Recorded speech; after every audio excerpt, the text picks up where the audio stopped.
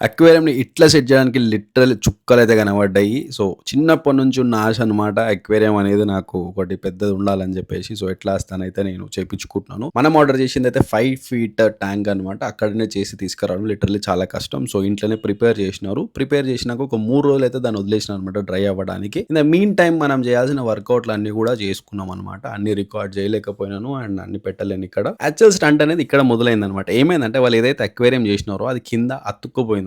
So, ఎంత try చేసినా రాలేదు. లిటరల్లీ నలుగురం గట్టిగానే ట్రై చేసినాం అయినా రాలేదు. సో, వాళ్ళేం చేసినారంటే బ్యాక్‌గ్రౌండ్ అనేది ఫిక్స్ చేసినారనమాట. నేను బ్లాక్ కలర్ బ్యాక్‌గ్రౌండ్ కావాలని చెప్పినారు. దానికి తగ్గట్టే వాళ్ళు పెట్టినారు. సో దట్ నాకు ఫిషెస్ అనేటివి బాగా ఎలివేట్ అయితాయని చెప్పేసి. వాళ్ళన్నారు నెక్స్ట్ డే వచ్చేసి మేము దీన్ని ఫిట్ చేస్తామని చెప్పినారు. కానీ నాకు అస్సలు ఆగలేదనమాట. నేను ఎట్లనో అట్లా చేసి కుస్తీ పట్టి దాన్ని ఎట్ లాస్ట్ తెగ్గొట్టినాను. అతుక్కున్నదైతే తీసేసినాను. తీసేసిన తర్వాత దాన్ని ఒక కార్నర్‌కి సెట్ చేసినాను.